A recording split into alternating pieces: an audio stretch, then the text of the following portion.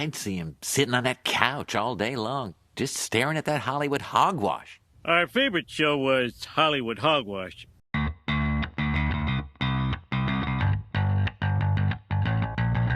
Hey everyone, welcome to another episode of Hollywood Hogwash. I'm Andrew Pisano, along with Josh Reese and Aaron Rosa. Hey. Oh, it's finally over. We finally reached the pinnacle of movie making. So much better. We have completed the trilogy.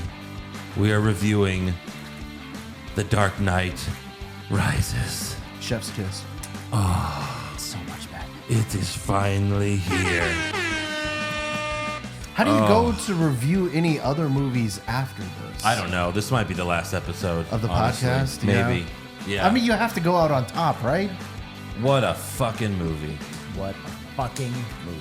Like, when we started this podcast, the first movie we reviewed, because I was like, this podcast is going to be different.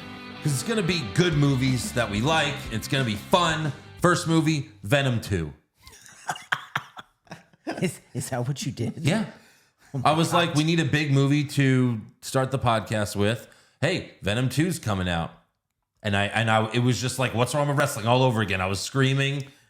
I was so fucking angry because that movie sucked balls. Wow. Well, we started it at an inopportune time because that was like it was a desert of movies out there because COVID had just been done over. And, Yeah. You know, it was tough, you know. Now But movies now- are starting to come back a little bit. Now we've done a shift in the podcast. I mean, this is how I feel. You know, like, I'm a genius! hey, let's stop watching shit we hate and start watching shit we like. That's right. Like the Dark Knight trilogy, I'm so fucking excited. the greatest trilogy of all time. Yeah. There will never be a better trilogy than the Dark Knight. And this is Andrew, who is in love with the Back to the Future trilogy. That's true. And this is, to him, even better than that. Yeah, I mean, the third one fell off pretty bad. Sure. Yeah. I would say the next trilogy we should do. Well, now I'm getting ahead of myself, but I'm just spitballing here. The X-Men prequel trilogy. X-Men First Class, X-Men Days of Future Past, and then X-Men Apocalypse. And then we just forget that there's a fourth one because that Phoenix one was fucking terrible. But like, that's another trilogy that I really love. I thought he was going to say the Iron Man trilogy. But No, that one sucks. Sorry, I Great. thought that was fantastic. Or we could do amazing movies and do the perfect trilogy. Indiana fucking I knew he was gonna Jones. say that. Hey, It's a Just trilogy too. It's Just really saying. is this the Aaron Rosa podcast? Maybe. good. I think we should. This is a democratic podcast. I think we should put it to vote. There's 3 people here. Yeah, well, put it to vote. I have all the stocks. I'm the majority stockholder, and I vote me. I make all the decisions. Josh, if you agree with me, Are we starting our own podcast? I'm gonna fucking kill you because you're gonna kill No, my like points. if the fans are down, I'm willing to watch Indiana Jones, trilogy. the trilogy. Sure. I've never watched any of those movies all the way through. We do need at least a week or two before we start another trilogy. Yeah, for sure. I mean, we have knock. What was it? Knock at the door. Knock at the cabin. Knock at the door. Anyways, the M Night Shyamalan movie that's coming out. That's February coming is out. going to be a busy month. That's coming out in 2 weeks. right. Knock at the Cabin. And then Yeah. Quantum Mania is not too far after that. I think there's 3 movies. It's that, Knock at the Cabin, Quantum Mania, and Cocaine Bear, all in February. Cocaine Bear. I want to see Cocaine Bear. That's right. That's what I'm most excited about of those 3. Dude, Right. this might be the best month of movie making Of all coming up. time. Of all time coming soon. Stupid ass. Cocaine Bear? Come on. Nothing's going to be better Well, than you know that. what's also great is we all have a new favorite TV show. Yes, Because we do. HBO Max's The Last of Us was fucking incredible. Fucking awesome. Episode 1 hooks you right away. I loved the video games and I love this show. Go watch it. And if you want to hear or watch, see what we have to say about it, well, then you can go to the brand new patreon.com/Hollywood Hogwash. Correct. For only $3 a month, You get all of our bonus episodes. That's where we are reviewing The Last of Us Season 1. That's where we will also be reviewing any TV shows that we watch going forward, like The Mandalorian, which is coming out in March. We got Invincible Season 2, The Boys Season 4 at some point. That's right. The Righteous Gemstones, I think, are coming out this year. Gemstones. Barry. Oh my God. Barry. I mean, HBO Max, just in general, is going to be releasing a ton of shit this year. Right. And oh, by the way, maybe we do some brackets. We've got some brackets. We have one that we're currently working on that'll be coming out soon. So I'm very excited for that. I've got a few bracket ideas. We all do. So yes, very excited for that.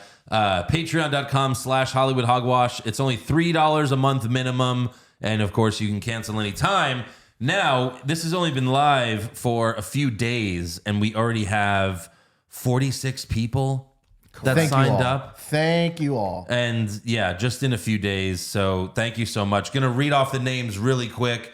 But please join the bandwagon. These are all the people that joined. So thank you. And a lot of them are also What's Wrong with Wrestling patrons as well. So thank you so much. But without further ado, thank you to Tony Stanley, John Murphy, Harpoon Fingerfuck. Yep, he's here. Love that We got Tim, Joseph Rocha, Mikey 2 Crikey, Ron Johnson, go Jets. Okay. Dr. Tots, Eric Kaeda, Daniel Nichols, Andy Piccone, Bobby Cox, Jerry Yang, Andre the Goon, Falcon Spade, PCJ, Pop Culture Junkie, Manix the Balt, Tone EC, Bobby the Mark Sordam, Kyle Wheeler, Michael Ha, Casey Bailey, Joseph Reiling, Jimmy Russell, Sebastian Gringas, S. Thor, Noah, WW, 777, D-Log, Chief Nakahomer, Nick Ryder, Derzako, Brian, David Camp, 199 Big T, Nathan Bain, Wesley Rothbone, Toddy Beck, Amraj Mali, Gerardo Carizal, Anita Dick and Me, Danny DeVito's Duck, Seth Hughes, Dalton Inglis, Louis Ogaz, Pete Garrite, and McMahon Helmsley regime. Oh my Wow, gosh. you got through it. Holy shit. And guys- all of you deserve this. You guys have great fucking names. I love how we have Danny DeVito's Duck and also Tim. Yes. Wow. You guys really made my fucking weekend with this. Same here. Seriously, Same because it's like, all right, I'm telling these guys, I'm like, all right, I'm going to launch the Patreon. We'll see how many people sign up. You never know. And then like 46 people right out the bat. So that's pretty fucking amazing. And if you want to join the bandwagon, I mean, that's the best way to convince someone to do anything is, hey, look, everyone else is doing it. Yeah, right. So be like all those cool people. We'll read your name on the air. Patreon.com/Hollywood Hogwash.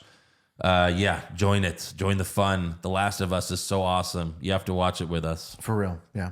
It's a For great ride. Serial. All right. Before we get to one of the best movies ever. Well, just since you were talking about The Last of Us, Yeah. I did want to bring up that apparently it was HBO's second best debut of the last decade with 4.7 million viewers. Behind House of Dragon, right? Behind House of Dragon. But House of Dragon was like 10 million. Right. Apparently Boardwalk Empire is the number one. Right. But see, that's because so many people love the video game. Yeah. That's why they checked it out.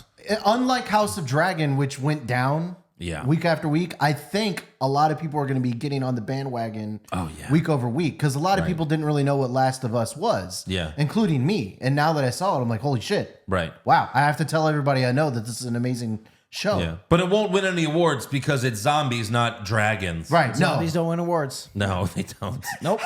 There won't be any House of Dragon episodes this year, but it'll still win awards. Yeah, exactly. The fact that fucking that fucking show won the best drama is so ridiculous. Better Call Saul. That fucking show was so boring. Nonetheless, though, let's get to the Hollywood Hogwash. There were a couple trailers that came out this week. We had The Mandalorian, we had another trailer for The Mandalorian, and we had Invincible Season 2. Invincible Season 2 is just the main character sitting with one of the other guys like at a diner. I actually haven't seen it yet. But again, very excited for Invincible season 2. Same. Mandalorian showed a bunch of action. It showed Grogu doing he has more force powers now. He's getting stronger. Right. We still don't know who the main villain is for season 3 of Mandalorian, but we see that he's gotten other Mandalorians with him. Right. So maybe they let him back in, or these are rogue Mandalorians. We don't know. Well, it does seem like this season that we're going to be seeing Mando try to become a Mandalorian again. Right. We're going to see that. I think we're going to see a little bit more of Grogu's backstory. Yeah. A lot of people are speculating that we're going to see Order 66, which is it's a form. Well, we know what that is. Okay, yeah. So that was when they killed all the Jedi. Right. But Order 66 was way before this. A lot of people are speculating about that. Well, in the Obi-Wan show, we saw some Order 66 stuff. Right. Order 66, I don't know what that... I mean, sure, more flashbacks, I guess. I don't know. More flashbacks, probably. So it seems really interesting. I think Ahsoka will be on this again because she's also getting a show, which I think is also coming out this year. Yeah, a lot of people are saying that there might be some tie-ins with that, especially since there has to be. Yeah. I'm really excited to see them try to pull us back in because the end of season 2 Mando, it seemed like the perfect ending. True. How do you tell story from this going forward? You can't top that moment. Right. Yeah. So we'll see. This will be great. Right. But yeah, excited for both of those shows. Same. So Aquaman star Jason Momoa recently posted a video on social media, and he's giggling basically. He's like, "Oh, I just had a wonderful meeting with James Gunn and Peter Safran about my future with the DCU. They told me I'm fired."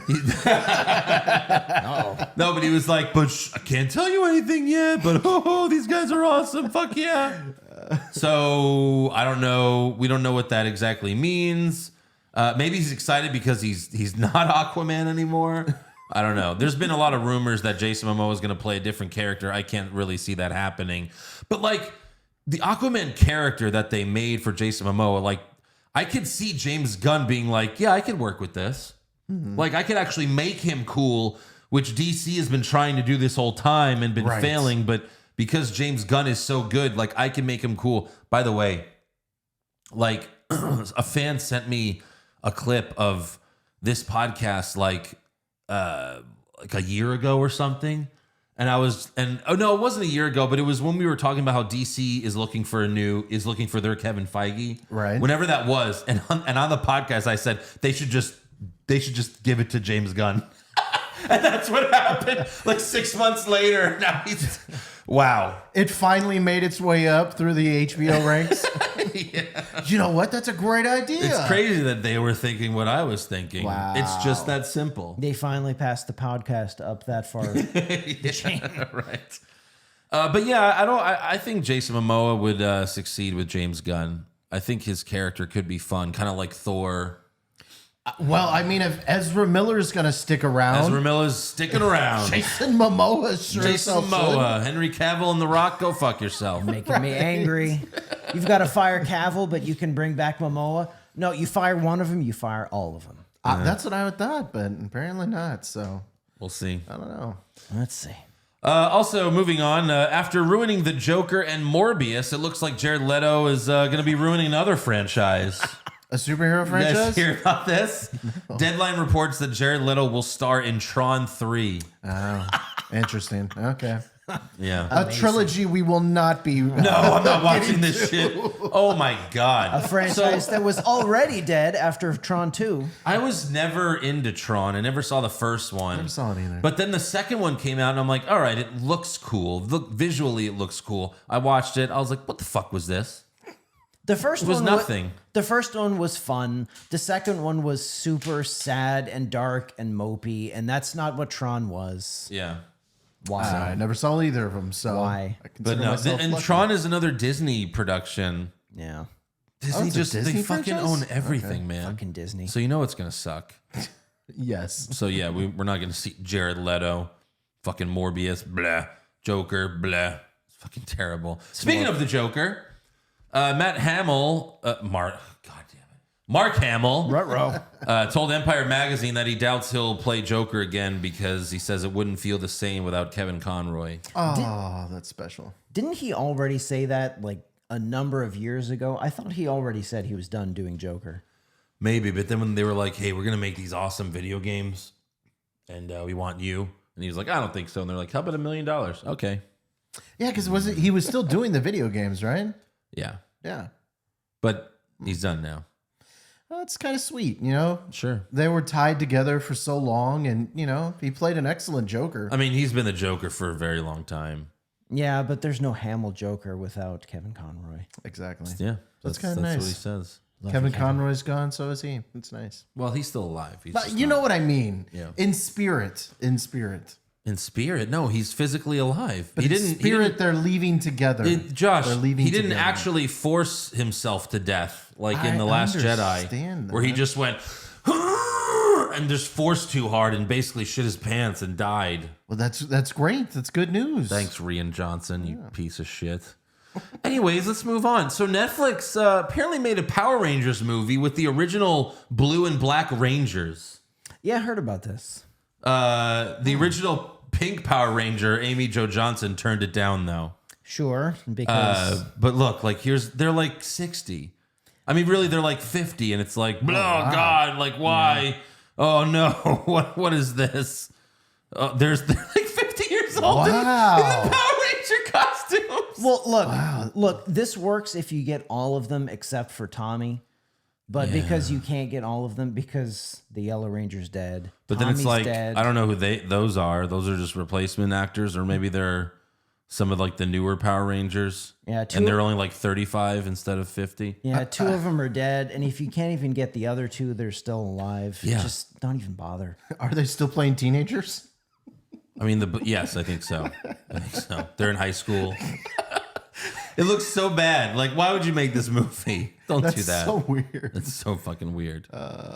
Also, prosecutors in New Mexico have reportedly announced that Alec Baldwin will be charged with involuntary manslaughter after handling the gun which discharged on the set of Rust in October 2021. That's when this podcast started. This podcast began and we were like, hey guys, let's start for the podcast.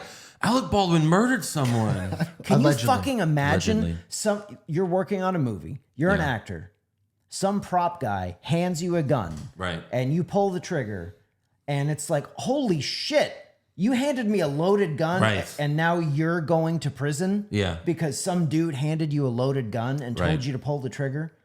Yeah. That's how I feel about. I feel the same way. Like, how is that guy not also charged? Right, like.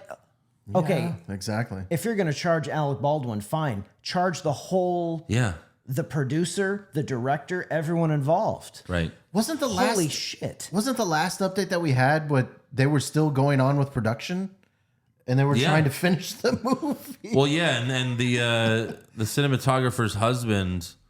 Yeah, settled. Is settled, right? I don't know if he's settled or he's suing that he's like he wants all of Alec Baldwin's money from the movie. He's, so I don't know. So interesting. I kind of wonder how this is going to play out. I mean, apparently, even of course, it wasn't supposed to be a real gun, but Alec Baldwin wasn't supposed to be firing it towards the camera while people were behind the camera, and he claims he didn't pull the trigger. But everyone's like, dude, the thing doesn't just fire on its own. That's kind of how guns work. You have to pull a trigger. You got to pull a trigger. I think so. Him saying that doesn't help public opinion. I think Paul Scheer said it best. He said something on Twitter along the lines of expecting a loaded gun to be present on a movie set is comparable to expecting a real dragon to be on set for Game of Thrones. Right. Yeah. Fucking I mean, Baldwin should have just been like, I thought it was fake gun. It's supposed to be a fake gun. Like, why the fuck would there be a live gun with live ammo on set? Right. But instead, he went into the whole, well, it wasn't my fault. And the crazy thing is, it wasn't the first time. Brandon Lee on the set of Crow 2. Yeah, but every other time it's been like a dummy round, but it went weird and went wrong. This was actually live rounds. Right. It's fucking crazy. Wild. We'll see where they go with this. What do you got? I just had one thing this week. Expectations for Ant-Man, I think, are going to get ratcheted way up. Paul Yeah, they're Rudd. gonna kill Paul Rudd. No. Well, who gonna knows? be awesome. Maybe. Look, we're gonna have some bets going before we see this movie. Yep. I've got Michael Douglas kicking the can. I've got both of them. Happen. Both of them. Could happen. Anyone else? They're Who gonna else kill can they everybody. kill? Guardians of the Galaxy. We're like, so everyone's gonna die. You got everyone. Okay, Yep. everyone. Yep. Scorecard full. Yeah, I look forward to the scorecard for sure. So Paul Rudd in an interview with Fandango, the movie site, Not the wrestler. not the wrestler. Jesus. He was quoted as saying, "For people that are aware, I think we're gonna have some good cameos in there. Oh. Some really good ones. Just spoil it. Obviously not going to tell you who they are, Loki. but I think the ones that people find out about and learn about will be a 10. Wow. Yeah. Oh, sorry, that spoiled it. He would just be like, let me just say you're gonna watch the movie and then be like, wow. Cheap. It's gonna be cheap fan service because they're killing Ant-Man. So hey, we're gonna give you a fun cameo or two because we're killing Paul Rudd. There's Tom Cruise as Iron Man. No, Josh, enough with that. It's not gonna happen. It's gonna happen one It's day. not gonna happen. Listen, you said that we were going to get a new leadership change at Warner Brothers, and it happened. That's true. So you know what? I'm putting it out in the universe. Yeah, but Josh, you're And not. eventually it's going to happen. But Josh, you're not me. Well, speak it out into the universe, Andrew. No, you don't have my powers. I make suggestions. What do you want to see? Come on, you know you want to see that, right? Tom Cruise's Iron Man? Well, yeah, but Yeah, not sure. if Paul Aaron Rudd wants to see it. dies. I don't want to have to see Paul Rudd die to see that. Okay. Yeah, sure. I want to see it too, Josh, but that doesn't mean it's gonna happen. I know. I'm excited. As a great man once said, You fucking mark. I agree. I also think Deadpool's going to be in this movie. How? I'm not really sure. Deadpool. My expectations are through the roof for cameos, okay? Yeah. Wolverine's going to be in it. I'm not really Oh, sure you how. stupid ass. Look, I think we can expect Loki and probably Owen Wilson and maybe Sylvie, right? Because they're all involved already Sure. with Kang, Sure, gang. so it makes sense. Reed Richards, maybe? No, that already happened. That's over with. You don't know. No. I'm excited. That's to say the least. Good. Josh is excited so that he's getting himself ramped up so he can be let down once the movie comes out. That's going to be fun That's true. next month. I actually have one thing. Oh. So I don't know how this is going to work, but I saw one fan posted thing. And so we've all seen Ke Huy Quan. Yes. Is that how you say his name? Thank you. So he won a Golden Globe Yeah. for his role in the best movie. I don't give a shit who actually won the Golden Globe. The best movie Yeah. of 2022. So somebody made everybody knows Ke Huy Quan probably either from The Goonies or Indiana Jones. Right. Somebody made a fan image, and it was Ke Huy Quan as Short Round. I think I saw that. And they made a Indiana Jones style poster in the painted Yeah. image, and it's got like skulls and Like shit. it's his own spin-off movie. Right, and it's the Tales of Short Round, and he's like wearing a leather vest and everything. It looks fucking awesome. I would that's love cool. to see that. I'd be fine with an expanded universe for Indiana Jones. I would rather see that than the Indy 5 that's coming out probably. Sure. Yeah, God. Oh my God. That's gonna be one where like Aaron's like, come on, guys. I'm probably The Dial of Destiny. I'm gonna Nazis in space. I'm gonna drag you guys to that movie, and then I'm gonna kill myself and all of us when the movie's over. I want to see it. I want to see Nazis in space. Space Nazis. Space Nazis. Yeah. I want to see it too, and then we're all gonna die. Great. Sounds like a plan. When does it come sounds out? dark. Summer? Summer, I think. Gotta yeah. be summer. Who cares? All right. Well, on to the greatest third movie of all time. Yes. The Dark Knight Rises. Yep.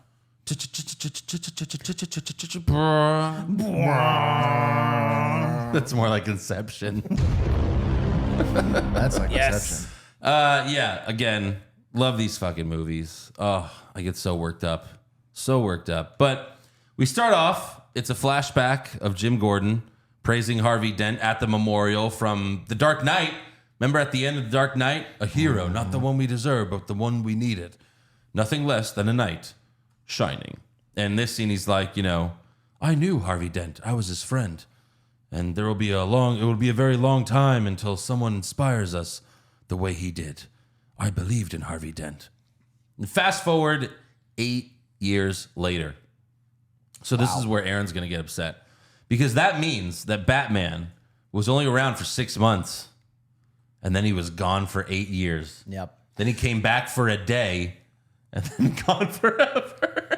Yeah, I was thinking about that Well, then he was gone. Then he came back for another day. And then gone forever again. Yeah. I was thinking about that too. Like, Batman really never really had a lot of time. No. Crippled and sad in his mansion.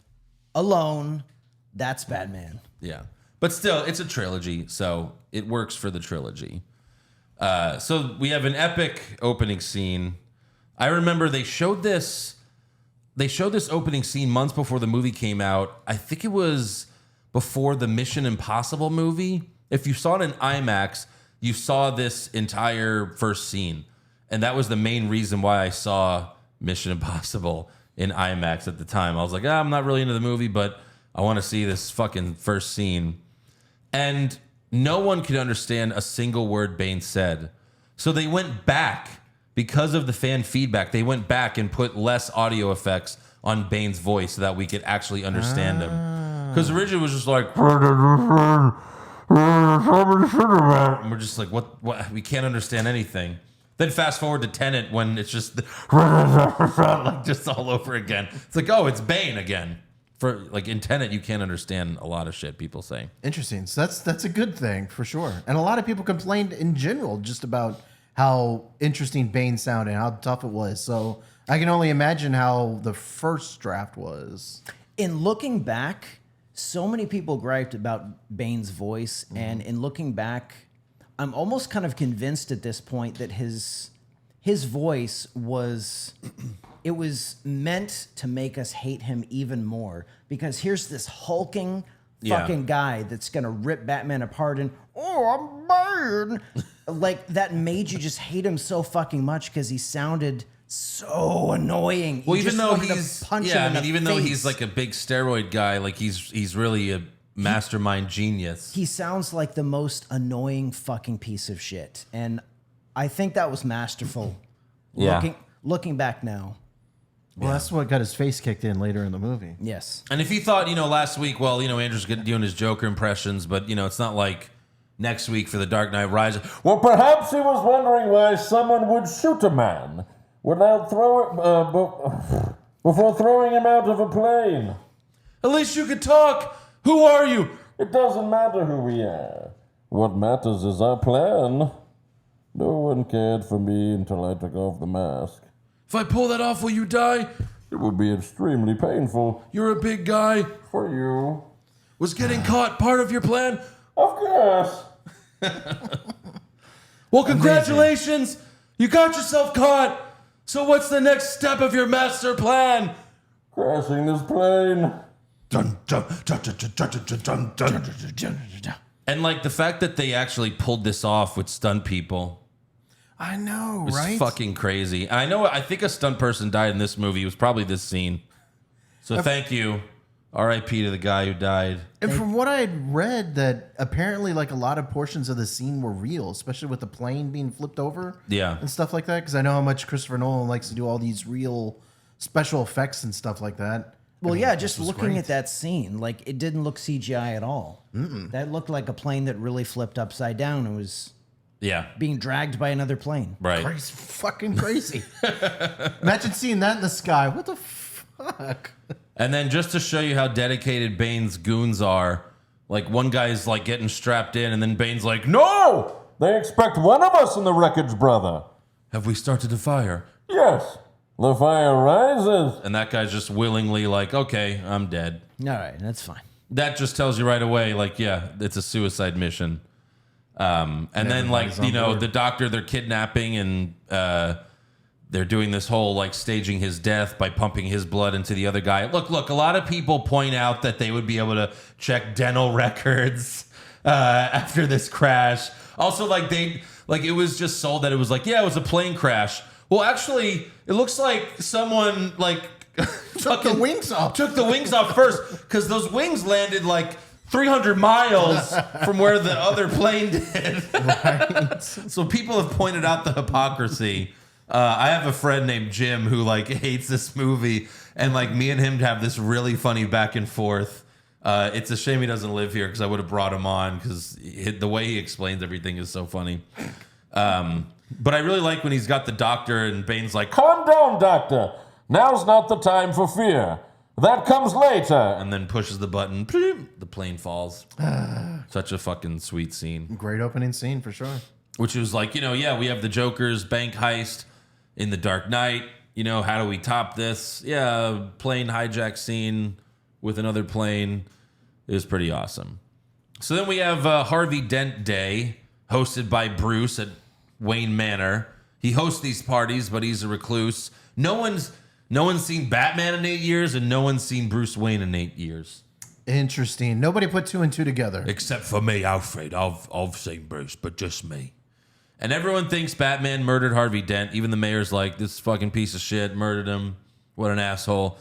And he gives it up for Commissioner Gordon. Gordon wants to tell everyone the truth. He's got a letter. He's haunted by the truth, but he pussies out. He's like, maybe the time isn't right. Everyone else is like, that's pretty sus there, Commissioner. You have this letter, and you're like, oh, maybe the time's not right? Wait.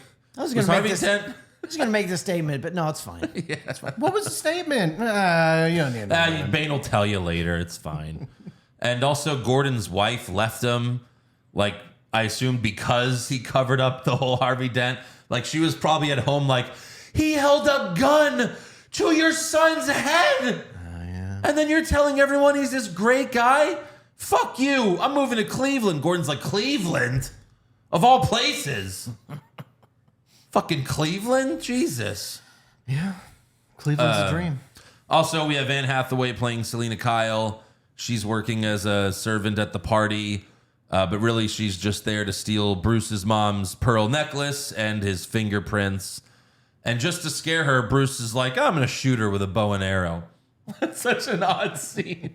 Like, she's just there. She's looking, and then she's like, oh, my God. And it's just like inches from him just murdering her. But it's a good thing he's Batman. Thank God he's an excellent marksman. I would never kill, but I'm going to shoot this arrow 2 inches from your head to let you know that I might kill you, but I won't. If I was Ben Affleck, you'd be dead.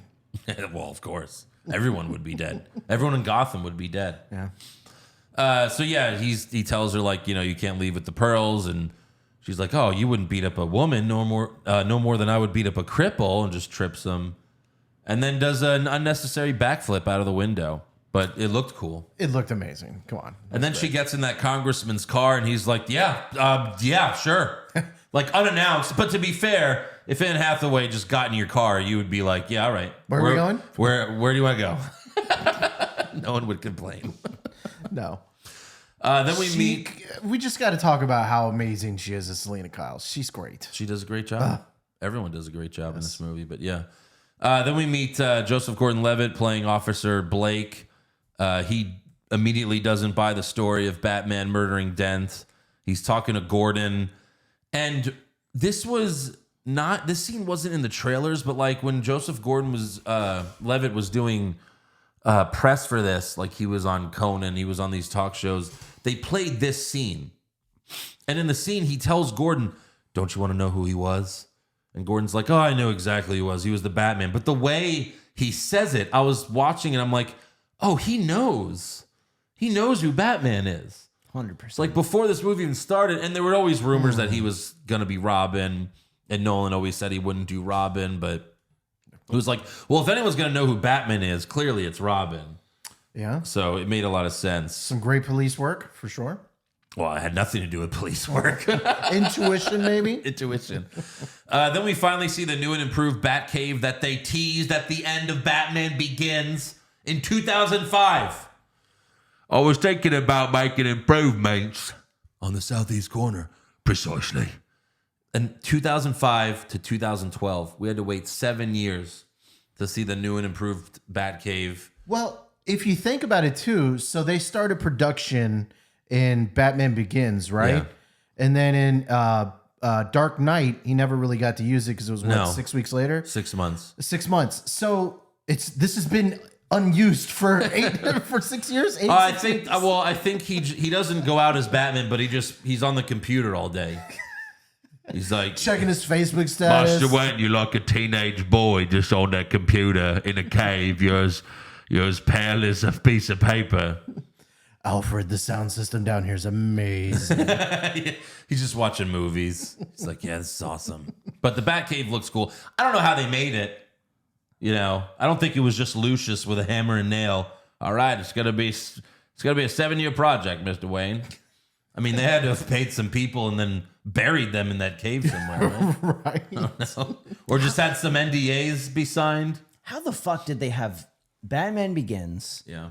And then not too long after that, they had Dark Knight and he fights the fucking Joker. And then 8 years of nothing. Like all of Batman's prime years, he's just sitting at Wayne Manor doing nothing. Yeah. That bothers me. I know it does. That really bothers me. He was depressed from Rachel's death. Yeah. Took him so long, knocked him out. Yep. Bruce Wayne doesn't give a fuck. So, of course, Alfred wants Bruce to ask Selina on a date. And he's like, so now you want to set me up with a jewel thief? At this point, I'll set you up with a chimpanzee if it brought you back to the world. A lot of good lines there. Great. Then we have Alfred telling Bruce his fantasy that, you know, before you left Gotham, before all this, you were gone 7 years. 7 years I waited, hoping you wouldn't come back. Every year, I took a holiday. There's a cafe in Italy, and, you know, every evening I would order a Fernie Branca. I had this fantasy that I would look across the tables and see you there with a wife, maybe a couple kids. You wouldn't say anything to me, nor me to you, but we both know that you made it, that you're happy. And then I would say never. I never wanted you to come back to Gotham. I always knew there was nothing here for you other than pain and tragedy. And I wanted something more for you than that. I still do. God, that stung. Never. It stung. But I mean, That was deep. Can we just talk about how depressing of a plan that is, too? He's going to go to Paris. He hopes to see Bruce Wayne. It's Italy, you stupid Whatever. fuck. He's going to see him, and he's not going to just going to give him the nod from afar. Yeah, because, again, Alfred just reminds Bruce of Gotham. It's not depressing at all. Alfred is his father. He wants him to have a happy ending. No, for sure. This whole 3-movie arc, that's all he wants. Very true. Very true. Yeah. Just like his dad. Yeah. So Selina Kyle shows up with the congressman to her meeting with the bad guys, gives them Bruce's fingerprints, and they're like, yeah, we can't have loose ends. And even in that dress, no one's going to miss you. And she's like, no, but my friend over there, every cop in the city's missing him. That's cute, but they're not going to be looking for him in a place like this. I don't know. You did just use his cell phone. Smart. Very smart lady. The SWAT team, you know, they act fast. I mean, that was a text message. They're there 30 seconds later. No, of course, that's not how it works, but it was kind of funny.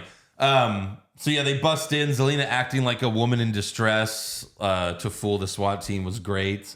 Her just, like, screaming. And she's like, oh, help me, help me, help me. Then Gordon arrives, follows the bad guys down the manhole, but he gets taken out pretty quickly. You know, he's past his prime at this point. For sure, yeah. The goons bring Gordon to Bane, and Bane is pissed. He's like, why are you here? And they're like, answer him.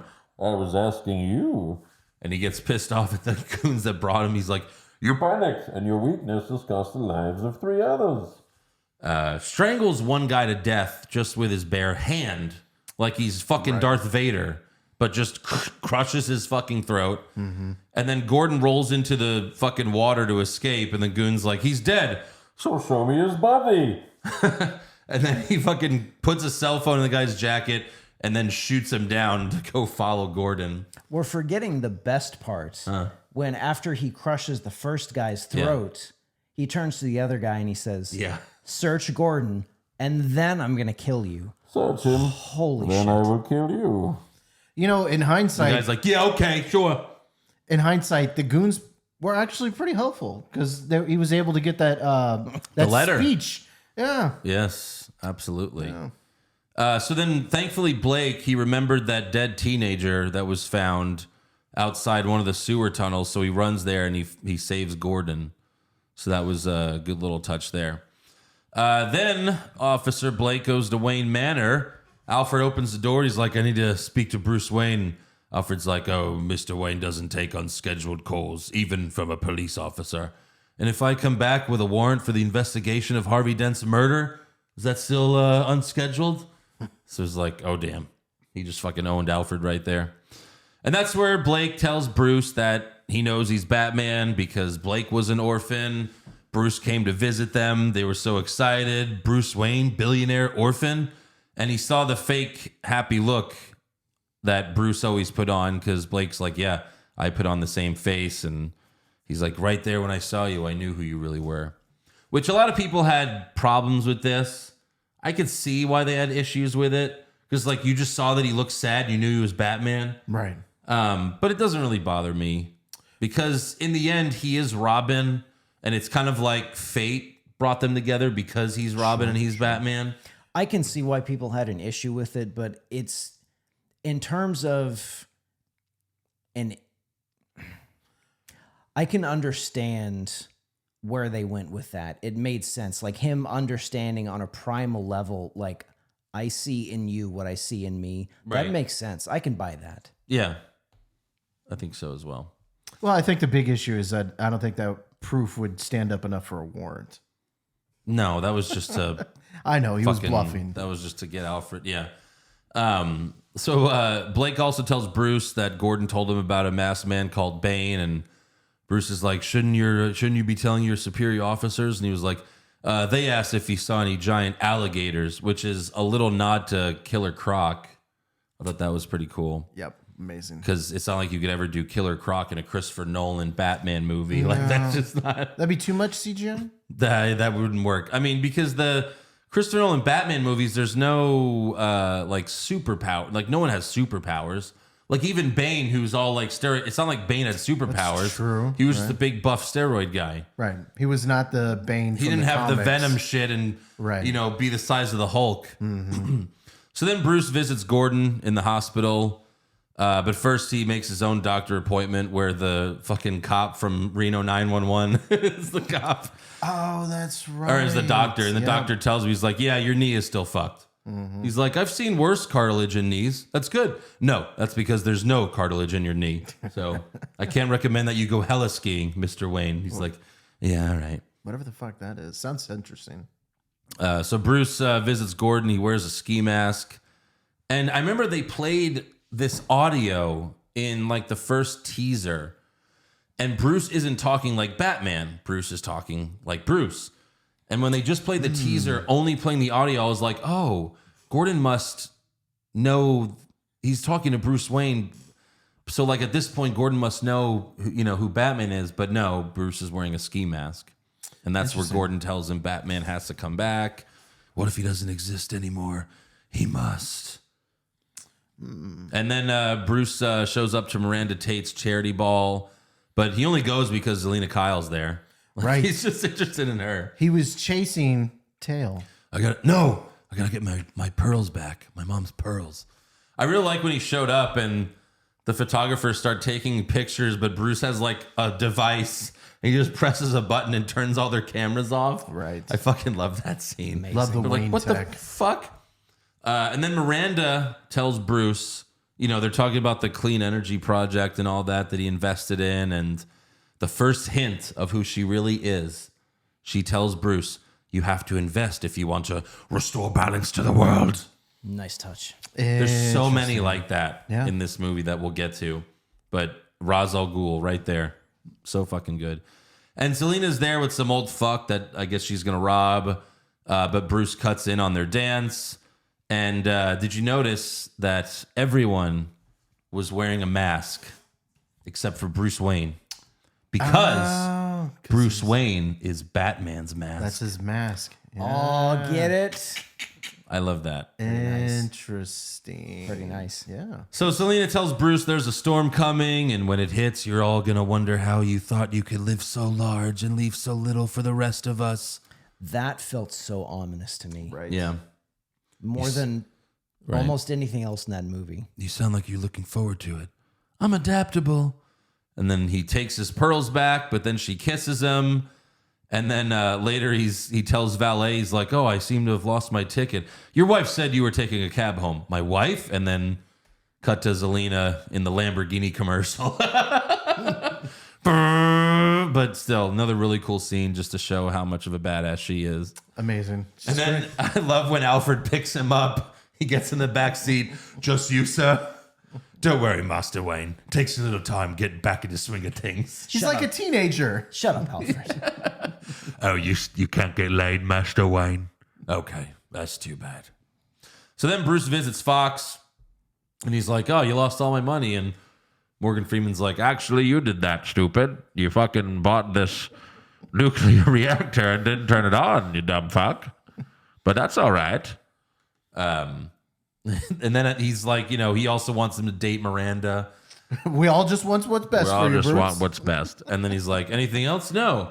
Why? Oh, these conversations usually end with an unusual request. I'm retired. Well, let me show you some stuff anyway. So it's Lucius's Fox's. He's an enabler. Yes. Without Lucius, maybe, we got a different plan here. Bruce, I've been in this fucking room for 8 years, goddammit. Please, just check out some of this shit. I've just been building for 8 years. I literally can't show this shit to anyone else. It's just me. I've been waiting for you, Bruce. I could have made a YouTube channel. I would be so popular with all of this cool magical shit that we have here. I gave you that fucking button that turns the cameras off, Bruce. You can at least come down this elevator. So Fox shows Bruce the bat. And yes, Mr. Wayne, it does come in black. And when he shows him the bat, I'm in the theaters for the first time. He's like, I took to calling it the bat. I'm like next to my dad. I'm like, he's gonna say it comes in black. And he's like, yes, it does come in black. And I was like, oh my God. That's so fucking great. I love all the callbacks. And after seeing in the Keaton movies, after seeing it in the first movie, it took 3 movies and we finally see the bat plane. Yeah. Oh my God. Well, that's what's so great about this trilogy. The first one's the Batmobile. The second one introduces the Bat Pod motorcycle. Yep. Like each movie has a new fucking vehicle. Yep. That's so fucking brilliant. So he's like, yeah, the bat, it's awesome, but the autopilot doesn't work. And he's like, you should fix it. And it's like, oh, okay. That sets things up for later, obviously. Right. He also gives Bruce a magical brace that fixes his knee that has no cartilage. So that's nice. The Wayne tech's getting better. He just puts on a brace. He's like, oh, cool. I can kick walls. I can kick walls. Well, remember last week? I'm like Bane. Last week, when he jumped on the car and was cutting through the roof of the car with his hand, I thought that was some type of tech like this kind of. I don't know. That was kind of interesting. Sure, makes his knee not bad for sure. So then Alfred, he sees that he does that. You can see Alfred's like starting to worry. He's like, oh shit, he's thinking about Bane Batman again. He warns Bruce about Bane. He did his research. Tells him the story of Bane in the prison pit that he was raised in, born and raised in hell on earth. And he also tells Bruce that Bane was trained by Ra's al Ghul, but he was excommunicated. And then Bruce is like, you're afraid that if I go back out there, I'll fail. And Alfred's like, no, I'm afraid that you won't too. And more like, just chilling moments from Alfred because maybe he's right. Spoiler alert. Yep. Yeah. So then Bane and his goons infiltrate the stock market. I really love the scene where that douchebag fucking guy is just like, this is a stock market. There's no money you can steal. Really? Then why are you people here? Yeah. Love that. Pretty great. There's so many Bane lines in this scene that I like when the one guy is telling him, he's like, they cut the fiber. Cell's working. For now. I mean, that's been doing that for 10 years now. This movie's been out. Wow. Yeah, they got that. Yeah. How much longer does the program need? 8 minutes. Time to go mobile. So good. And then Bane and his men bust out of the stock market in motorcycles with hostages sitting with them so that they can't get shot. Smart plan. And this Officer Foley, what's the actor's name? Matthew Modine?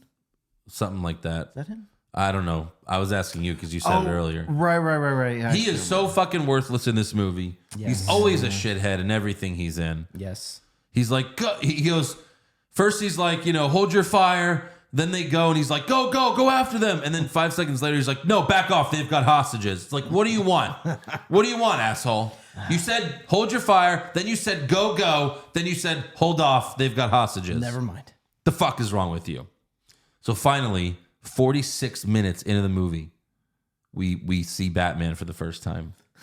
46 minutes before we see Batman. I love it. That's longer than Batman Begins. Christopher Nolan. That's crazy. That's longer than Batman Begins. But it's so fun because when that scene happens, the guy in the cop car is like, "Oh, you're in for a treat." Yeah. And that's when we're all in the movie. We're like, "Yeah, he's coming back." That's We're in actually for a treat. a direct quote from, I think, Dark Knight Returns, the graphic novel. That's like a direct quote. Like one of the older cops tells a young cop, like, "Oh yeah, you're in for a treat tonight. This is gonna be awesome." But like, yes, it took 46 minutes, but because it took that long, when he finally shows up, you're like, "Oh my God, there he is." It's like, I've been waiting for this. Oh my God, it's awesome. The young cop shoots at Batman. He's like, "Oh, sorry." And the old cop, "Put that away before you hurt yourself." Fucking idiot. It's Batman, stupid. And also Officer Foley's like, "I'm going to do something Gordon never could. I'm going to take down the Batman." And Foley, again, it's all Foley's fault that Bane got away. Yep. Foley had a hard-on for Batman. Batman saves the last hostage, but the police surround him. And then the cops just watch in amazement as Batman escapes. And on the radio, they're telling Foley, like, he's got a lot of firepower. And he's like, "And you don't?" Right. You guys have guns. So the cops still chase after him. Batman drives into an alley. Foley's all cocky. He's like a rat in a trap, gentlemen. And then we see the bat, and the bat just flies over him. The old cop's like, "You might have the wrong animal there, sir." It's a fucking great moment. I remember they didn't show it in the trailer. They didn't show the bat, but they showed the bat. Did they show the bat in the trailer? Yeah. Okay. Well, that shot was really, really cool because I remember the cop's hat flying off of him. Yes. As it flew away, and I was like, "Holy shit, this movie is gonna be fucking crazy." Yeah. It was amazing. Yeah. Meanwhile, Catwoman's trying to steal from the fucking douchey bad guys that are working for Bane, the ones that she gave the fingerprints to, but there's nothing in the safe that she opens. So she confronts one of them because she wants the clean slate device to start all over, but he tells her that, no, we don't really have it. It doesn't exist. So then some goons show up. Zelina holds a gun to the douche's head, and she's like, "Stay back, I'm not bluffing." But then Batman's like, "They know. They just don't care." Batman and Catwoman fight off the goons, but Batman won't let her kill anyone. More goons show up and shoot at them. Zelina doesn't know if she should go with Batman, but then she sees Bane and she's like, "Okay, I'm gone. Fuck that noise." All right, I'm out of here." And then she says, "My mother warned me about getting into cars with strange men. This isn't a car." And then flies away. And then there's a moment where the bat is just right on Bane. And right there, if Batman had any balls, just shoot Bane right there dead. Movie over, you win. Or if Batman was Ben Affleck, sure, then be over. I guess Miranda would still be in charge. She'd still be having them do this shit. Yeah. But still. She'd be missing the muscle. But Batman, he doesn't kill. Until later. But, we'll talk about that. So Batman takes Zelina to a roof, but she does the Irish goodbye. That's a fun thing where Batman says, "So that's what that feels like." Which apparently in the comics, Superman did that to him and he said the same line. So that's also from a comic where Batman's like, "So that's what that feels like." Interesting. But yeah, that was a fun moment. Then Bruce goes home and Alfred berates him, warns him about fighting Bane. And this is Alfred's big moment where he tells Bruce. And that's where you know that Alfred loves him and everything. But this scene, it was heartbreaking, of Michael Caine, he should have won Best Supporting Actor at the Academy Awards just for this one scene.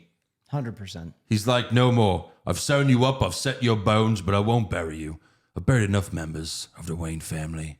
You see only one end to your journey. Leaving is all I have to make you understand. You're not Batman anymore. You have to find another way.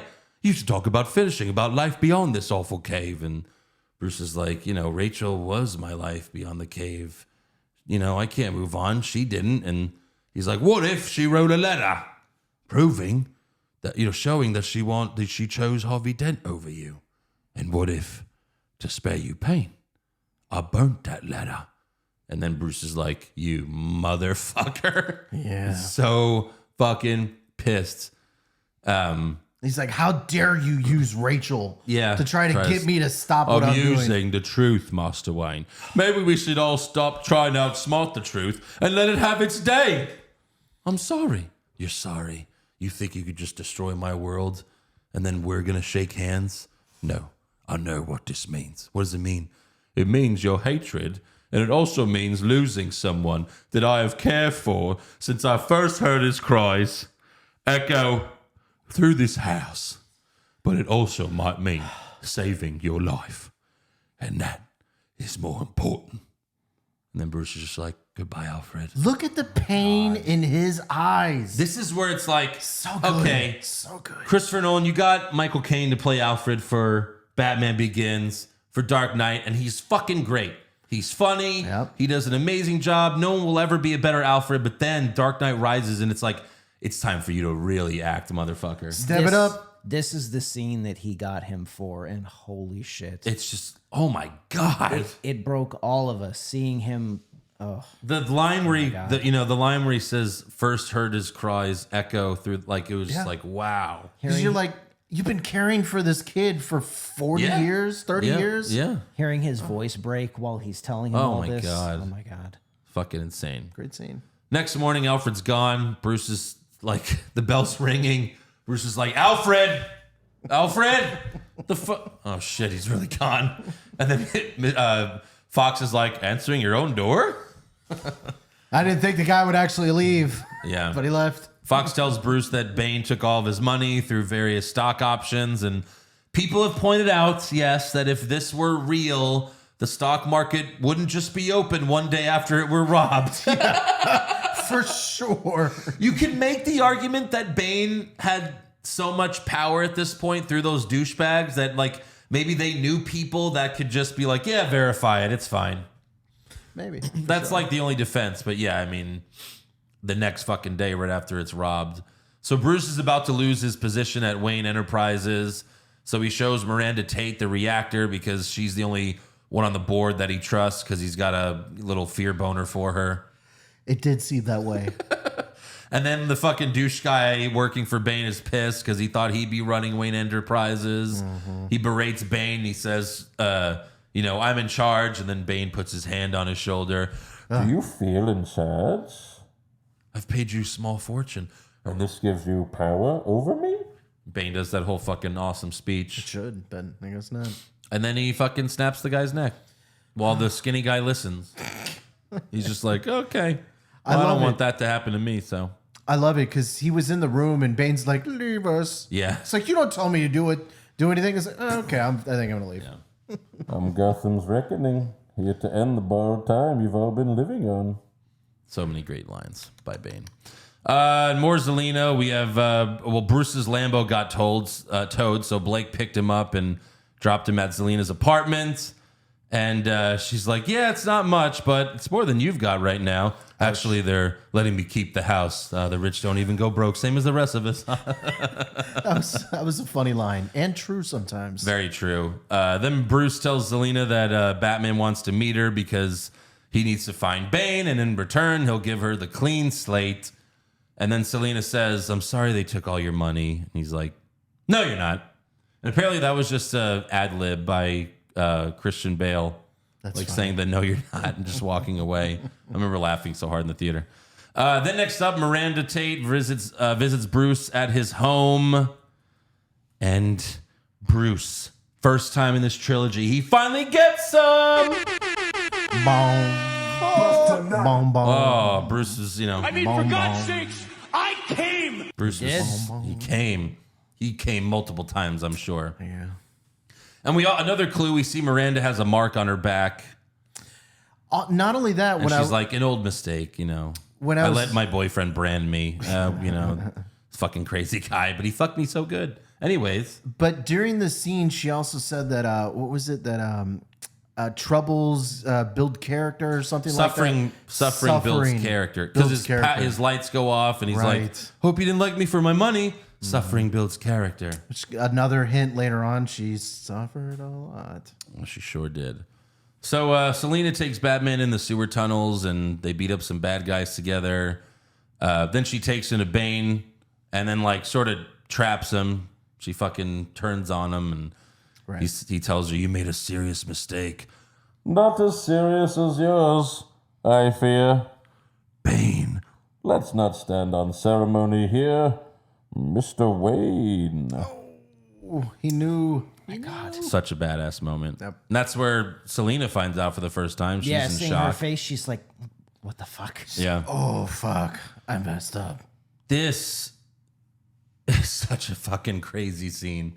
We've never seen Batman just get his ass handed to him before in a movie like this. Never. And it was just like shocking and disturbing seeing Batman get beat up this bad. It's fucking... And meanwhile, Bane is cutting like the most epic monologue ever. Like While Batman he's tries, beating him down. Batman tries to punch him. Bane catches his fist. He's like, Peace has cost you your strength. Victory has defeated you. just getting the ever-loving shit kicked out of him. I am the League of Shadows, and I'm here to fulfill Ra's al Ghul's destiny. Beats him up some more. You fight like a younger man, with nothing held back. It's admirable, but mistaken. And then Batman kills the lights. Oh, you think darkness is your ally? You merely adopted the dark.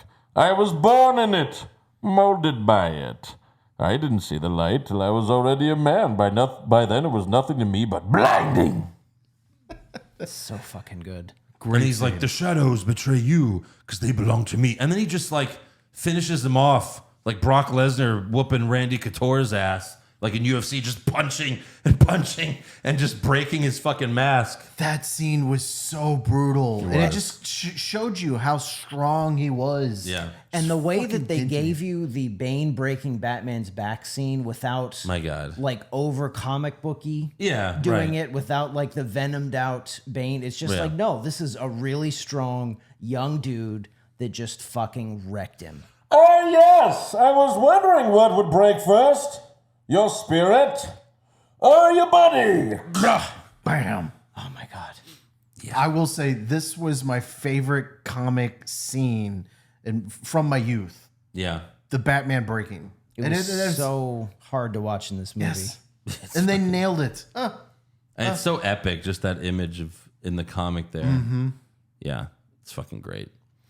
So moving on, Officer Blake, he can't find Bruce, visits him at his house. He's not there, so he tracks Selena, who's trying to leave at the airport.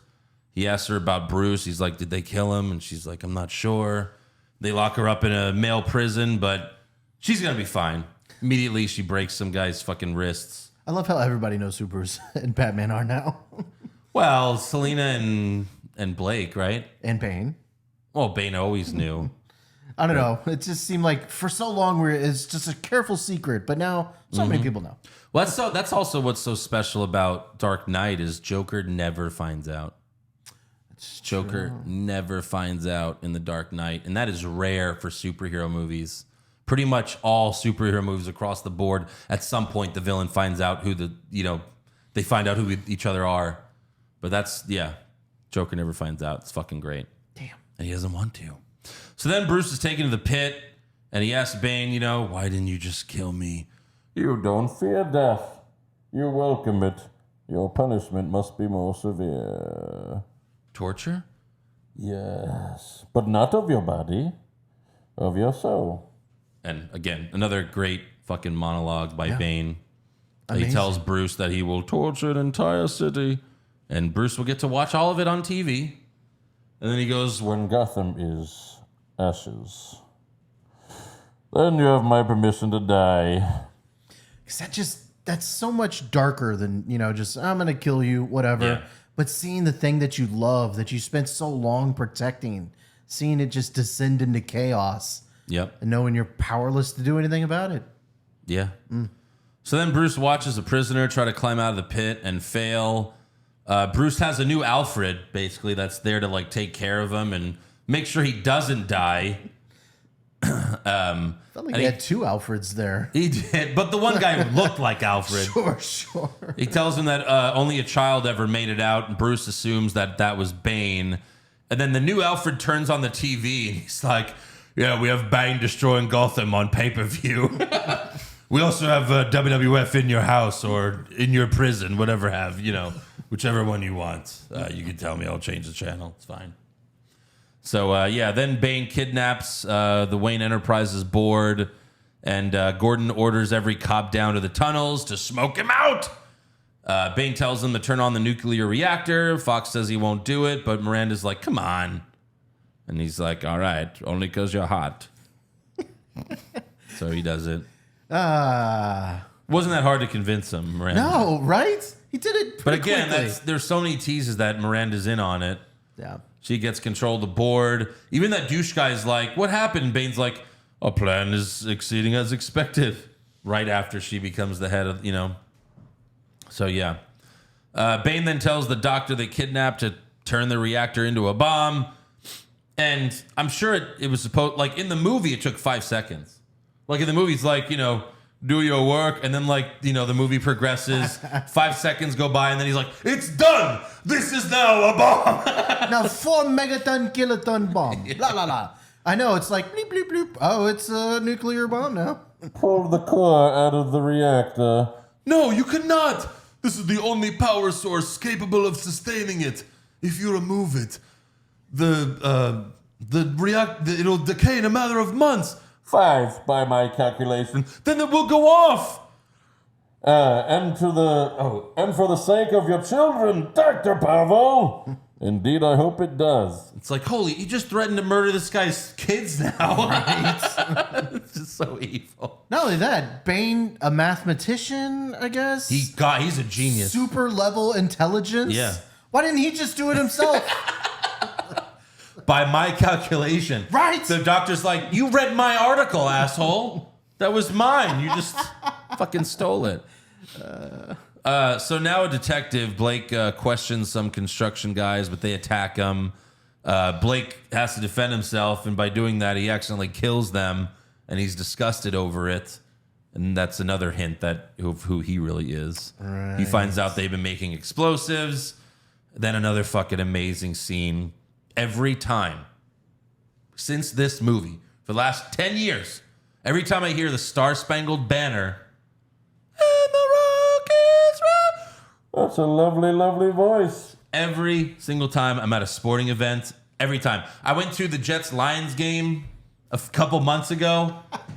I'm with my friend John. I'm with Ron Johnson, one of our fans, and they're singing the Star-Spangled Banner. At one point, I looked at them and I just went, that's a lovely, lovely voice. I can't help myself. You're like, I hope Bane doesn't show up.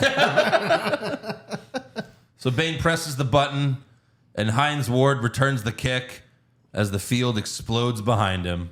All of the Pittsburgh Steelers are dead, except for Hines Ward. Roger Goodell comes on the field and goes, we're going to restart this game. 5 minutes. Yeah. There you go. Thanks for stealing my joke. All right. No problem. You weren't going to say it. I had to bring it up. No, I had to bring it up. Yeah, no, it was good. Yeah. I didn't want it to go to Guys, waste. you got 5 minutes. Let's come on, gotta go. We still got some field there. You guys can play right there. It's fine. Also, every cop gets trapped under the tunnels and the city's bridges collapse, except for one. There's still one that works. Mm-hmm. Then Blake figures that Gordon's in trouble. He goes to rescue him, but Blake is too late. But it's cool because Gordon is still a badass. He fucking killed those guys. Right. Blake enters the room and then Gordon holds him and he's like, clear the corners, rookie. Just to show you that, Gordon still got some badass moments in him. Yeah, he still is a boss. Still a boss. Bane tells the football fans the deal. He has the doctor explain the bomb. And who is capable of disarming such a device? Only me. Only you. Thank you, good doctor. Snap. Now, this bomb is armed, this bomb is mobile, and the identity of the triggerman is a mystery. For one of you holds the detonator. Now we come here not as conquerors, but as liberators to give Gotham City back to the people. I love how he just says random words like the people. Yeah, that was mobile. Right. Yeah, that's what makes it so fucking good. It's good. But a great plan. And of course, Gordon, everybody has sniffed it out. He wasn't going to give that to anybody else. No. He's going to keep it close to the Well, chest. Miranda had it, but yeah. She was in on the plan. She was technically a citizen of Gotham. That's right. They should have been suspicious when it was like some foreigner wants to save Gotham. Why don't you save your city first? But yeah, the military shows up, but Bane's number one guy tells them to make sure no one crosses the bridge or else Gotham is blown to hell. They're only going to let in, like, you know, people to deliver food and shit. I thought it was really cool because the military's there, like, you're going to stop 14 million from trying to leave the city? It's like, no, you are. Why the hell would I keep your hostages? If one person crosses this bridge, Gotham is blown to hell. Then the president of the United States comes on. He's like, Gotham, you're fucked. Yeah. Sorry. You're basically fucked. The president should be like, damn, this Gotham. I mean, it probably should go. It seems like every few years they're having some type if it blows up, then we could rebuild, make everything nice. Sure. Then Bane, 2 monologues back to back. He gives another monologue at Blackgate Prison, reads Gordon's note about Harvey Dent. You know, the Batman didn't murder Harvey Dent. He saved my boy. Reads the whole fucking thing. And then he's like, it is time for me to resign. And do you accept this man's resignation? So fucking good. Great. Yeah. We give it back to you, the people. Before the movie, we were talking about it, and I was just like, I didn't remember how many monologues he had, but he actually had a lot. He had a lot of speaking lines. Who? Oh, Bane? Yeah. Oh my Bane. God. I told you, he had so many fucking monologues. Yeah. It was great. So yeah, then Bane lets out all the prisoners and arms them with guns. Oh boy, that's dangerous. Yeah, that'll end well. And then, like, as they're showing the bomb being loaded into a truck, Bane's like, Gotham will survive as the fucking bomb is ticking away. And the prisoners are marching on with guns. Yeah. That's what I like about Joker and Bane was they both just straight up lied to everyone. Yeah, you know? Very true. He got the people of Gotham behind him, kind of, but really the criminals, Gotham will survive. Well, not really. The criminals are so excited too, but they're going to be dying soon. Yeah. Also, Blake is pissed at Gordon for, covering up Dent's murders this whole time. That's just being like too, what's the word I'm looking for? Naive? No. Like he's too much of a good boy. Yeah, goody two shoes. It was a great arc because he couldn't buy why Gordon was doing what he was doing. Yeah. And for his character, how could he? Right. Yeah. But Gordon's like, I hope you have a friend like I did to plunge your hands into the filth so you could keep yours clean. Your hands look plenty filthy to me, Commissioner. Oh, it's hard. Yeah.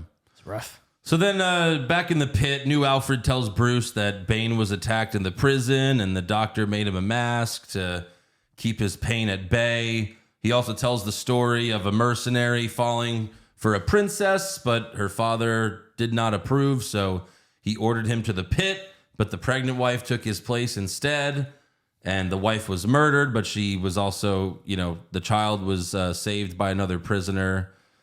New Alfred then holds Bruce up with some rope and punches his vertebrae back in. Old school medicine. Old school medicine. Yeah. Fuck these doctors. Just punch me in the back. It's hospital shit. You got back problems? Just go to this guy. There you go. Stay like this until you stand. So, of course, he's just hallucinating at this point, having some very vivid dreams where first you see him, it looks like he's waking up. It's really just another dream. But then you hear, "Did you not think I would return, Bruce?" And I was like, oh my God. Oh my God. He's back. And then again, the first time, me seeing this in the theater for the first time, we see Liam Neeson, we see Ra's al Ghul. This was literally me in the theater. Oh my God, I was so excited because I had no fucking clue that was coming. They had to pay that off, and it was so good. Mm-hmm. And through this dream or vision or whatever that Bruce had, he assumes that Bane was Ra's al Ghul's child. But if you're paying attention, and I didn't the first time I'm watching this movie because I was so lost in this amazing movie, Bane saying that I didn't see the light till I was a man, that gives that right away that he couldn't have been the child because you could see light out of this fucking prison. And then also the fact that, Bane was maimed so badly that they had to put a mask on him. And when you see the child escape, the child's not wearing a mask. The child's face looks fine. Yeah. Yeah. So there's so many like hints as you're watching it that tell you like, yeah, no, that child could never have been Bane. Good clues. Yeah. Even before you find out about this child, like Bane says, I didn't see the light till I was a man. There's so many. But where the fuck was he born? yeah. Well, he was born in some other prison, I guess. Yeah. So yeah, Ra's al Ghul tells, Bruce, Gotham is beyond saving and must be allowed to die. And then Bruce wakes up. He stands up on his own, refusing new Alfred's help. He's a stubborn rich kid. No. Got to stand up on his own. Don't touch me. Don't touch me. So months have passed. It's snowing in Gotham. Bruce starts working out, but new Alfred's like, you're gonna fucking die anyway. It doesn't matter. Bruce tries his first climb, but he can't make the jump at the end. He's wearing the rope and everything. And new Alfred's like, I told you, it cannot be done. You told me a child did it. Not an ordinary child. A child born in hell. Forged from suffering. Hardened by pain. Not a man of privilege. Oh, snap. This new Alfred was pretty good too. Watching it back, he had some good stuff. He is good. Yeah. He's this fucking new Alfred. So then special forces disguised as food distribution show up. And if for any Rescue Me fans, there's Franco as like the lead special agent there. It's crazy. It was cool seeing him. I've never seen him in anything else. Yeah. Rescue Me and The Dark Knight Rises. He did really well in The Dark Knight Rises. He did, yeah. So Blake takes them to Lucius, who tells special forces that the bomb will blow in 23 days. However, Bane and his goons show up and they easily murder special forces. Franco just decided to charge at them. Got shot by like 4 different guys. Yeah. And then he tells Bane, I'll die before I talk. I'm on your schedule, Captain. So fucking... God damn, this guy. He's just full of great lines. What else would you expect from a firefighter? That's right. I like that. Just run straight in. Yeah. Yeah, exactly. Right. It's a good So one then there. Bane orders them to be hung where the world could see. And then Bruce sees that on TV. They're being hung by like a giant crane. It's like, Jesus. I remember watching that the first time, like, oh God, Jesus, wow, that's dark. Yeah. So Bruce tries to climb some more. He keeps failing. Finally, the prison doctor tells him, you do not fear death. You think this makes you strong. It makes you weak. And Bruce tells him he does fear dying in there while Gotham burns. And then make the climb. And he's like, how? As the child did. Without the rope. Then fear will find you again. And he's like, oh, okay. Yeah, sure. Why not? So he's like, new Alfred's like, oh, supplies for your journey. Oh, that's great. You're going to die, stupid. Fucking asshole. So Bruce climbs the pit while the prisoners are doing the rise chant. What does that mean? Rise. So Bruce climbs. He gets to the top. The bats fly out, because he's A bats. sign. He's afraid of the bats again because fear found him. Wow, it did. Yeah. And then Bruce makes the jump. Magic leap. Fucking amazing moment there.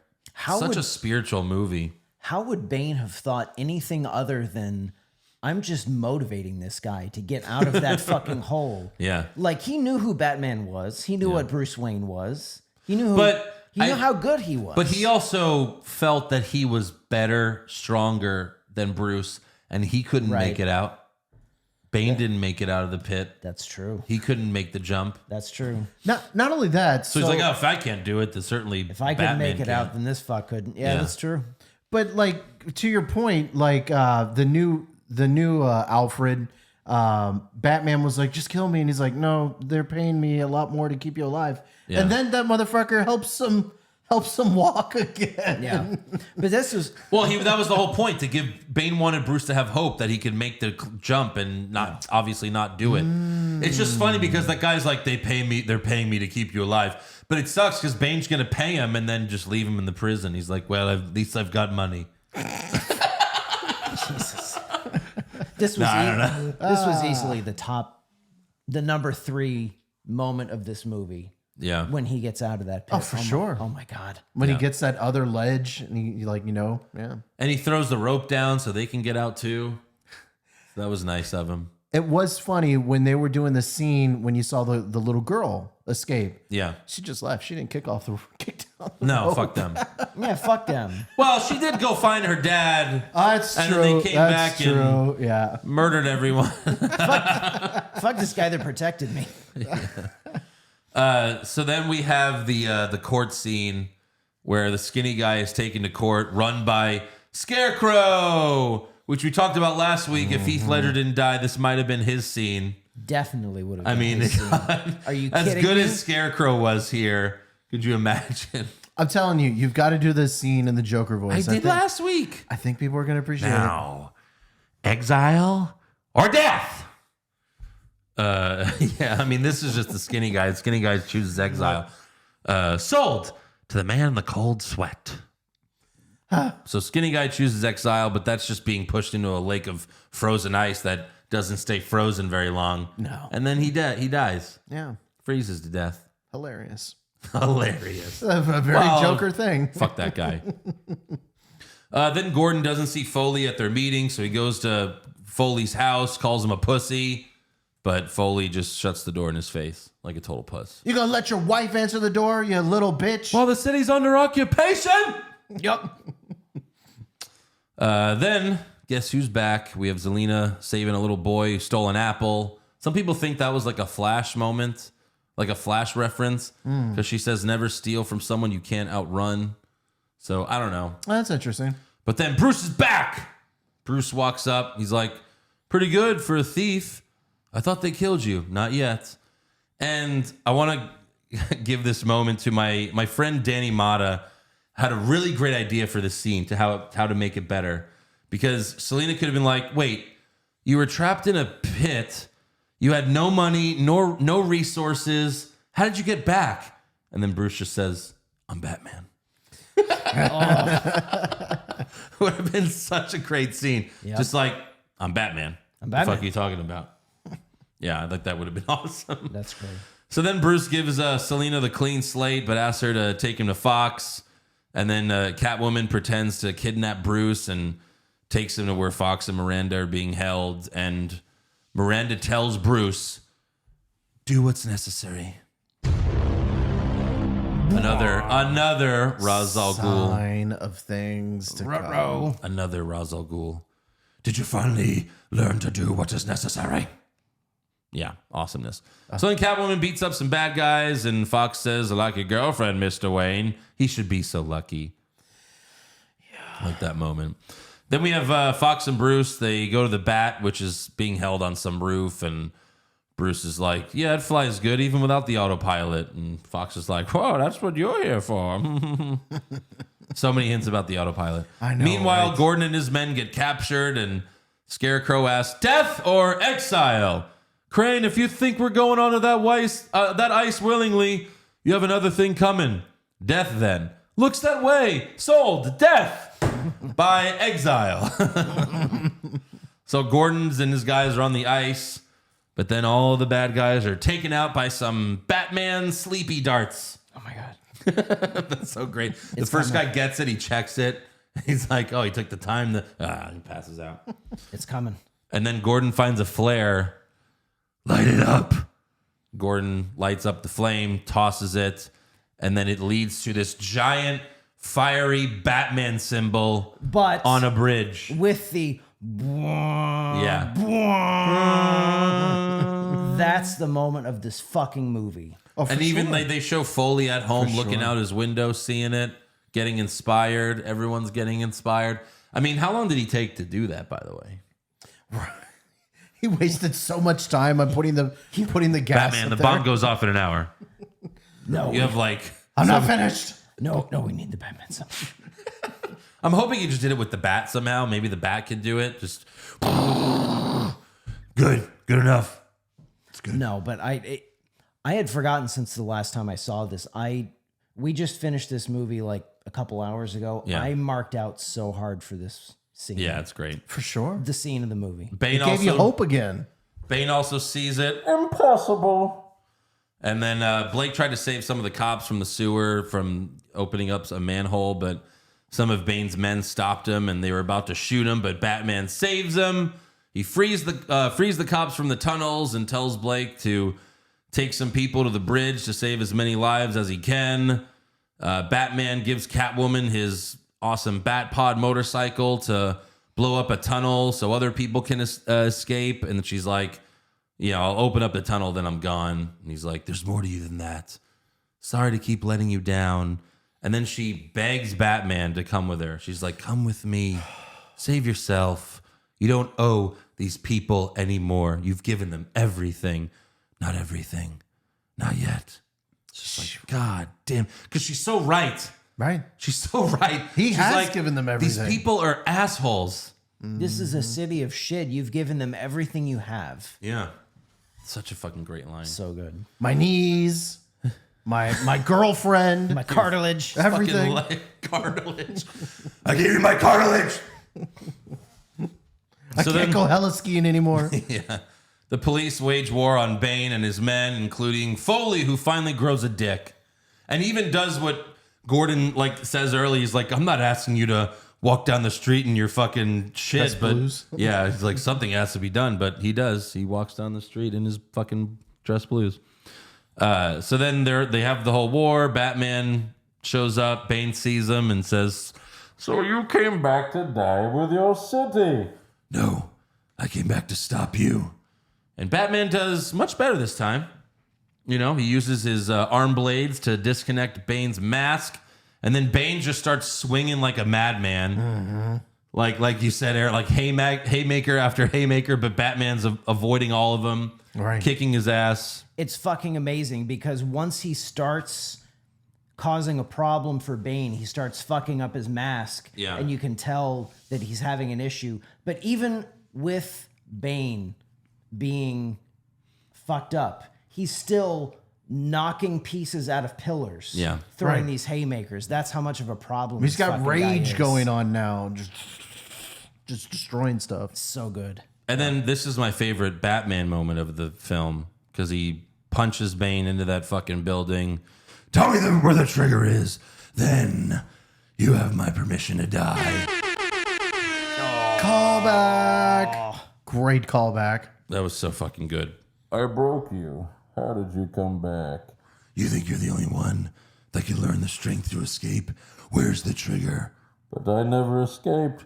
But the child of Ra's al Ghul made the climb.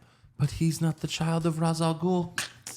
Oh, I did not see that in the movie. I was so fucking mad because I know Batman. Yeah. And I got so immersed in this movie, not at one single moment did I remember, oh, wait, Ra's al Ghul has a daughter.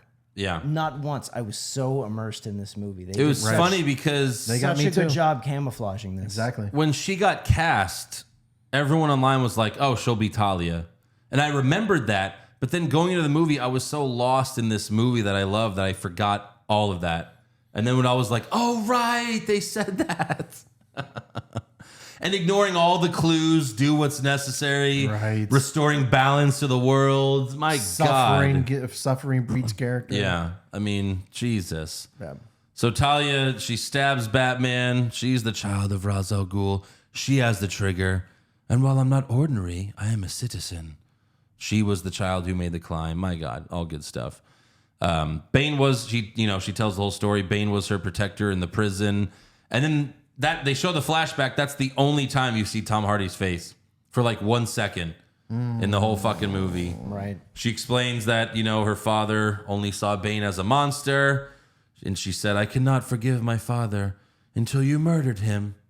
He's like, he was trying to kill millions of innocent lives. Only a cynical man would call, or no, and then he goes, oh, what does she say? Fuck.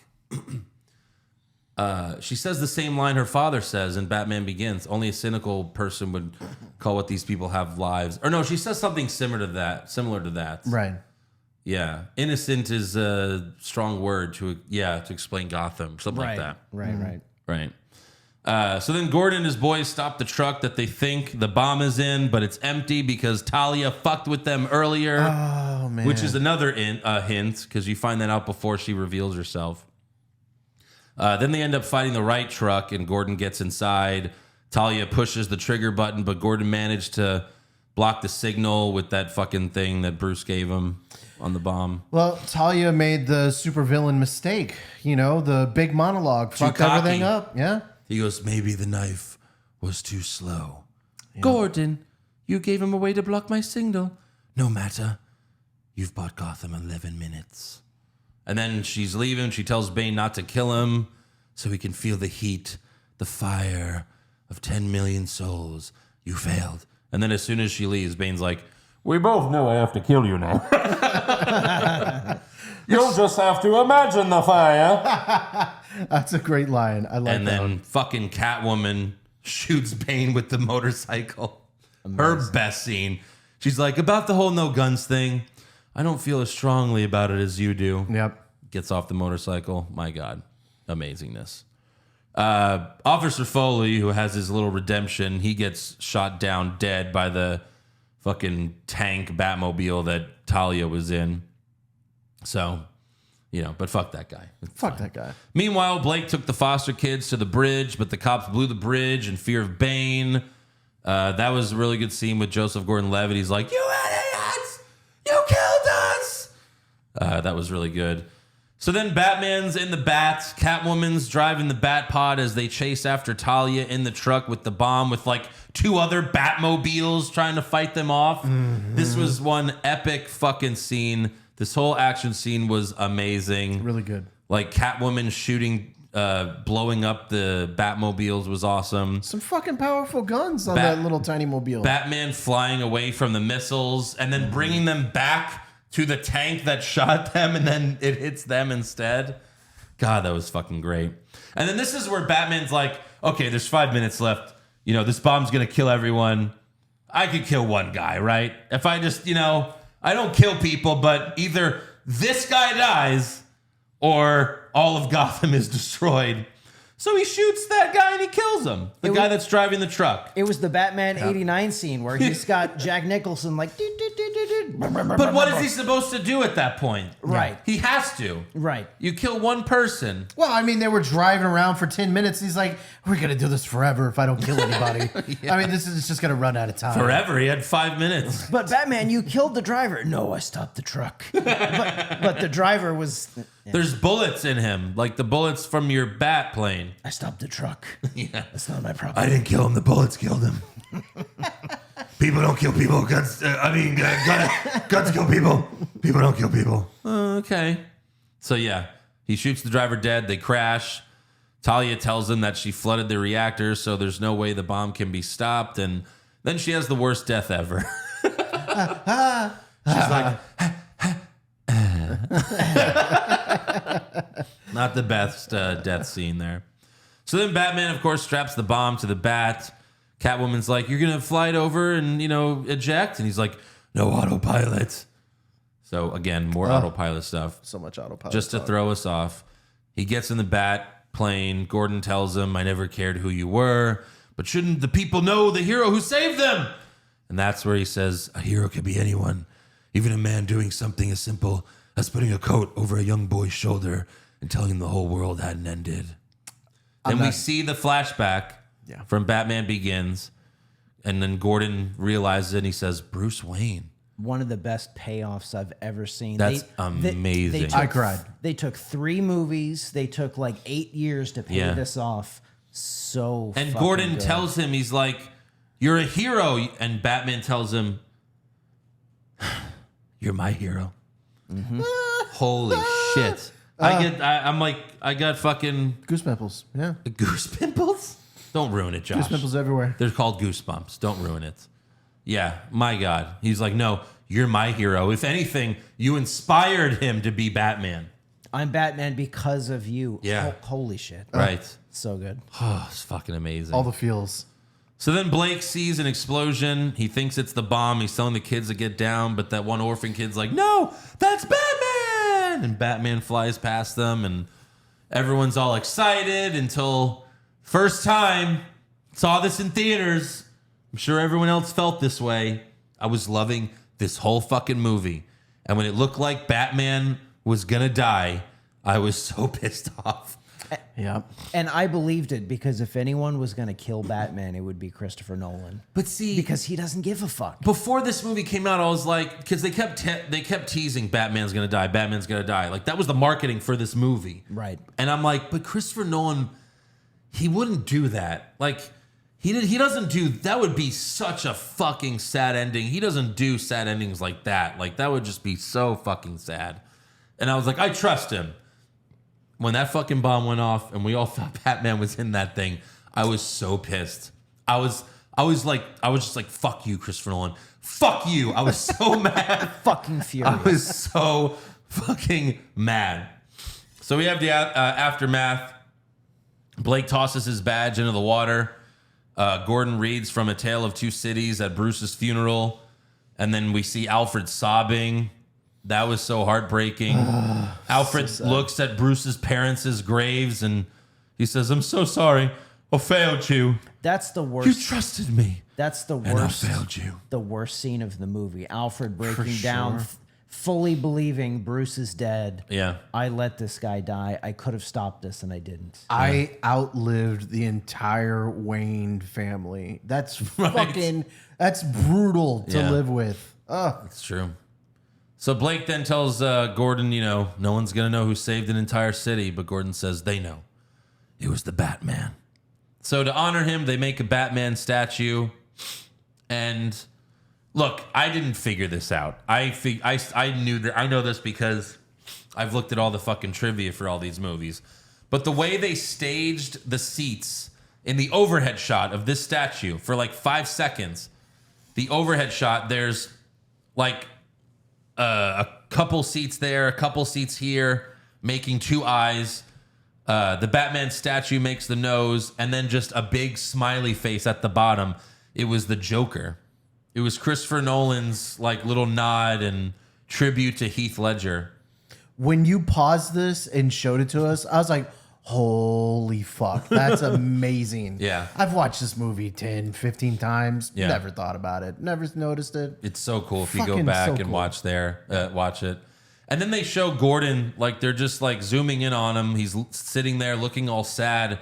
And that's where I'm like, man, it's a real shame that Batman and Gordon like never got to just like share a beer together. Right. Like they're best friends. Right. Best friends for so long, never just got to have a beer together at a bar. Just, talk about football or something. Right, but they did at least get there like, hey, you know who I am. Yeah. You made me. Right.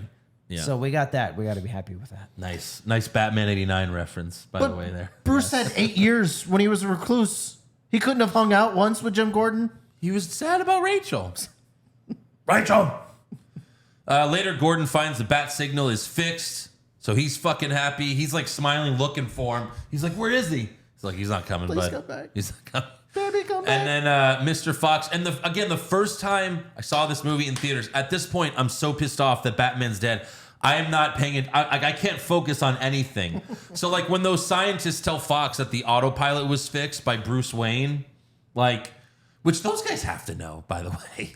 Those guys have to know. Right. Those scientists? Yeah, why would Bruce Wayne be in here working on the bat? That oddly enough Bruce was the Wayne same is thing. working on the bat. Huh. Wasn't the bat used? Don't worry about it. They're dead anyway. It's fine. Then we find out Bruce Wayne left Wayne Manor to the orphans. That was a nice little touch there. Also, Bruce left a bag for Blake, and he's like, I think he says John Blake or whatever. And the woman's like, no, nothing. He's like, oh, probably use my legal name. And she's like, you should use your real name. I like that name, Robin. It's just like, It's a little heavy-handed. It was a nice touch. like you didn't have to say that. Yeah. Like, especially from the last scene where he's gonna fucking be Batman or some version of Batman. Right. Like, we get it at that point. Sure. It was a nice touch though with the mansion because that was always a thing in the comics. The Thomas and Martha Wayne school that was nice having it be named for them. Finally getting that nod. So is that some comic where he also dies, or they think he dies and he leaves the Wayne Manor to them? No, that's just always something in the comics. okay. There's always a Thomas and Martha Wayne school for the Right. children. Okay. Gotcha. Yeah. I also hope none of those orphans play on the piano. Shut up. Shut up, Josh. That door is for sealed. Robin. Yeah.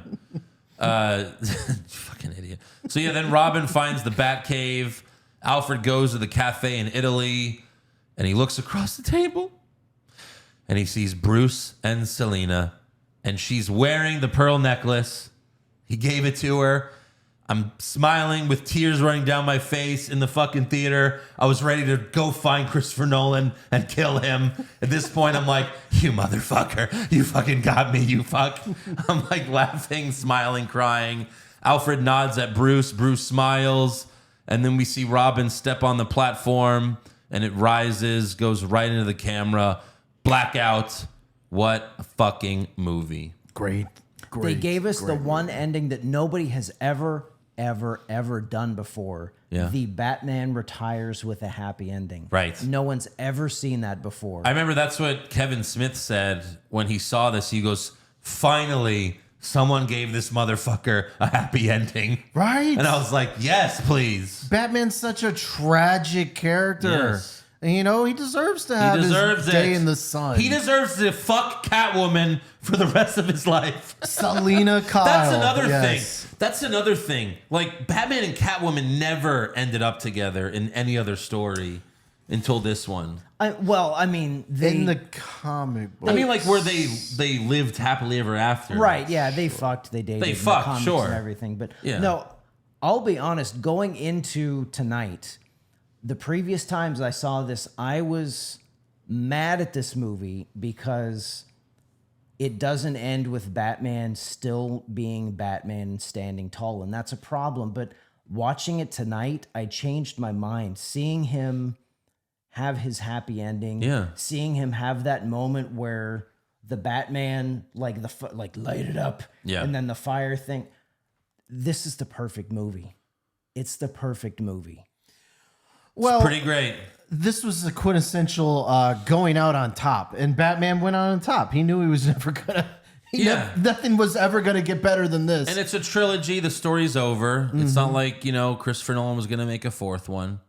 And it leaves it with the ambiguity of, like, what is Robin going to do? Is he going to be Darkwing? Is he going to be Batman? Like, what's he going to do? I know. Now, people have pointed out that the backpack that was on his back was, like, black and blue, like Darkwing's color. Nightwing's color. Darkwing. Right. What the fuck is It's wrong okay. with me? That's a good movie. It's a good show too. Yeah. Darkwing.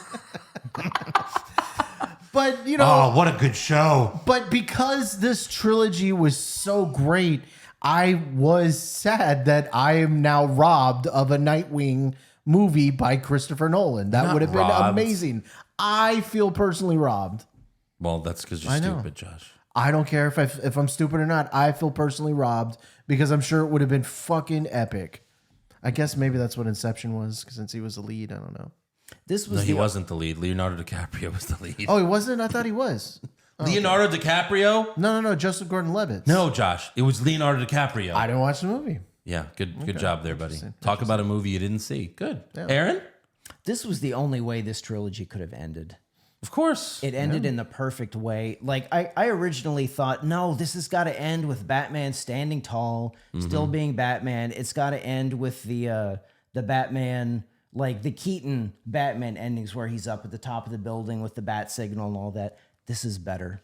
This is the perfect ending for this trilogy. It really is. You mentioned the girl. You mentioned that you had a theory that you wanted to talk about this. When the movie Oh no, it was the Bane thing. It was just how that was done intentional. His voice, how it was so fucking obnoxious because you've got this this wrecked swole dude that's just destroying everybody and he's got this annoying voice. It just made me hate him so much more, and it made him getting his ass kicked so much better. Right. Okay. I did like seeing him get his ass kicked. Oh man, we did it. We finished the trilogy. So good. One thing, a few fans were like, you guys have to watch the Pete Holmes Batman videos. I showed some to Josh, but in typical troll fashion, he didn't like them. Wasn't troll. I didn't think very much of it was funny. I want to play one, though, because it's like one of the last scenes in Dark Knight Rises. Josh. Let me set that up real quick. I didn't think they were funny. What are you doing? The car explodes in 2 minutes. I can fly it out over the bay. You could have gone anywhere, but you came back here. So did you. I guess we're both suckers.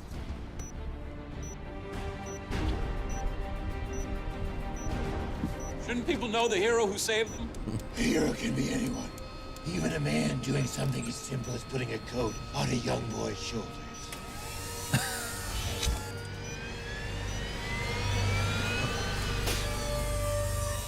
I may or may not have been that boy. Oh, really? A boy who, I don't know, maybe had just had his parents murdered. Right. Making me... Oh my God, you're Bruce Wayne. You know there's a bomb that's gonna go off. It's not who I am underneath. But what you do that defines you. It's what I do that defines me. I forgot to mention, no autopilot. So I'm straight up sacrificing myself for my city. Oh, that is so sad. Oh, look at the time. Pretty heroic for a masked vigilante whose name we don't even know. Perhaps Bruce Wayne. Oh my God, he hasn't left yet. I told him. Batman, aren't you forgetting something really important? Oh, right. Selena, I forgot to give you the clean slate. Look at that. You already gave me the clean slate, so you can go. The clean slate. The ultimate tool for a master thief with a record. I already know what it The clean slate that wipes your record clean. Clean as a clean slate. Shut up about the clean slate, just go! Clean slate. I forgot to do my stretches. All right, you're about to die, so you don't really need to stretch. Okay. It's a little morbid, but fair point. I'm outie. One more thing. I can't help but feel like our kiss was rushed. What? For a last kiss on Earth. It's like a 7. I feel like I should get another shot. If she kisses you, will you leave? Totally.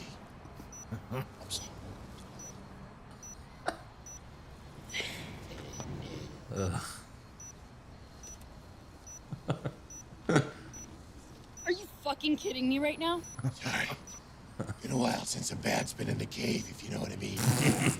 See, you're not even a bat, you're a pig. Save the goddamn city! Okay. I'll go. Drop the bomb in the bay. The bay. Where it won't hurt us all. Good. Thank you. The bay. Yep. Sitting on the dock of the bay. Please don't. Watching the tide roll away.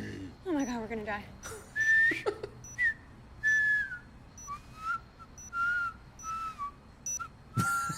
Seconds. You don't leave right now, I'm gonna blow your brains out! Okay, Please go! okay, sorry. Leave! Please! One last question. What? Harvey Dent, Oh, fuck my face. can we trust? No, we can't trust him because he's Two-Face and he's dead and you killed him and Bane told everyone just leave! Jesus, Louise. Fuck my face. Does this thing even work? It's new. I'm still getting the hang of it. There it is. There's a button marked down. Oh, one more thing. Tell Alfred to suck it.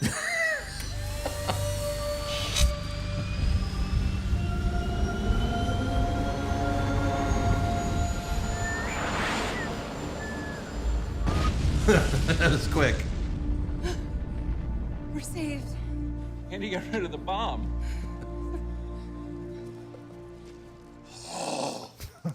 What a hero. Hey, what are you doing for the next couple of months? You want to go to the same cafe in Italy with me every day and wait for my butler? Ages 36. My God. Want to go to the same cafe for a few months and wait for my butler? That part was funny. That's a good point where they're like, you know, like Alfred's like, Bruce, I've been like suicidal for months. Why couldn't you just tell me? But the story in the cafe, fuck the cafe, Bruce. Just drop me an I email. thought you were dead, you piece of shit. Yeah. I always thought those were good. Josh is a tough crowd, though. Tough crowd. Tough crowd. Yeah. You know, you can't make this guy laugh. And not everybody laughs at everything. All right, let's do fan questions here. Let me refresh it real quick, just in case we got some new ones. Alrighty. Bobby the Mark Soydam. Do you feel in charge? He says he loves Tom Hardy, so don't we all? Andy Piccone, rank these in order of which you would want least. Breaking Your Back, getting shot in the ass, or having to listen to Maggie Gyllenhaal talk? That's funny. As someone who had a back issue a couple years ago, don't fuck with the back. I do know. I'll listen to Maggie Gyllenhaal talk. No, Josh, that's not how the joke works. What? That's not how the joke works. That was the point. No, I would definitely listen to Maggie Gyllenhaal talk. Oh, Josh. For sure. God damn it. Right. Mikey 2 Crikey, Right. is there a movie you guys were so hyped to see, but after you watched it, it was so shitty that it pissed you off? Yes. My God, there's so many. Oh, the Yes. first Suicide Squad. Van Helsing. Oh, my God. The Hugh Jackman. That movie was so The bad. Hugh Jackman Van Helsing. I was so excited for that movie, and it was such a steaming pile of shit. Spider-Man 3. Yeah. Yeah. Yes. Spider-Man 3. I mean, we talked about it earlier, but Venom 2. I was so excited to see Carnage on film. Woody Harrelson, how can you fuck that up? Oh, we can fuck it up. PCJ, I learned so much from this film. Cops can live underground for months and never need to shave. That's another thing that's been pointed out, yes. That bathroom situation is probably terrible. And the sewers in Gotham have more headroom than most apartments. Regardless, this film is amazing and has what my wife calls the best opening scene to any movie she has watched. Not that it could have been done or should have been done, but if they were to have made a fourth installment, how would you do it? Which villains, which comic book story would you use for a base, if any? The Riddler. Yeah. A Christopher Nolan Riddler. Right. I mean, that would be He fun. would have knocked that out of the fucking park. You think, look, they fucked up the Batman. The idea of the Batman was great. Like Batman hunting down a serial killer. Great idea for a story, but they fucked it up. Give it to Christopher Nolan. Right. Like the Riddler Yeah. and Christian Bale hunting down serial killer, the Riddler. Yeah. Jesus Christ. Yep. Chief Nakahomer, I love this film. Bane and Two-Face became my two favorite villains that I didn't care about before. Thanks to this trilogy, Pushfire Barry, iconic comic book moments that came out good on screen. Bane breaking Batman's back, Thanos' finger snap, or Negan's debut in The Walking Dead. Wow. Jesus. Those are tough ones. My God. Bane's bat breaking, I think you push. You push. You bury Negan, and you fire Thanos. You fire Thanos? I mean, that was fucking... He killed Spider-Man in that scene. I'm firing Negan's debut because that's when I walked away from The Walking Dead. They were all great moments for me, you know. The Thanos finger snap was epic, man. So was... if anything, I'm firing Negan's debut. That was also really good, but it doesn't compare to these two. I mean, my God, I can't pick one. But yeah, that's tough. Nathan Bane, the amount of times people try to talk in the Bane voice after hearing my last name. Yeah, his name is Nathan. Nathan Bane. Oh my God. Noah WW777. I think y'all should put Lord of the Rings, Rings of Power as a Patreon exclusive on the list. The most expensively developed TV show of all time needs to be reviewed regardless of how good or intriguing it is. I am patient and I can wait. I just want to hear the world's words. We'll do it once we get past Last of Us and Andor. Thanks for all you do. I've been getting messages from Noah. Like every week, he tells me, you have to review Rings of Power. And I'm like, dude, we're just not into it. We're not into Lord of the Rings. Like, I just don't want to watch it. I'm sorry, Noah. Noah, if Andrew had a hard time with House of Dragon, he's going to have a very, very hard time. One of my friends, John, he reads all the Lord of the Rings books. So he's like, he knows everything. Like, he knew all about Rings of Power, and he was fucking pissed. He hated this show, like, with a passion. Like, the way I talk about She-Hulk, he talks about Rings of Power. He hates it so much. Wow, okay. I mean, of the three of us, I'm probably the Lord of the Rings mark because I really, really loved the three Lord of the Rings movies. But it's probably not right for this podcast. I mean, if it was something that we all... Did you watch it? I didn't watch this. No, I didn't watch Rings of Power, but so. just that whole world you guys would be bored with, I think. I don't even think it was critically acclaimed. I mean, I know it's getting a second season, but I don't think it was something that was like beloved by, a legion of people outside of. Yeah, I'm not a big Lord of the Rings guy. I didn't really even like those movies. I liked the third one. But I only saw it once. As much as I liked it, I only saw it once.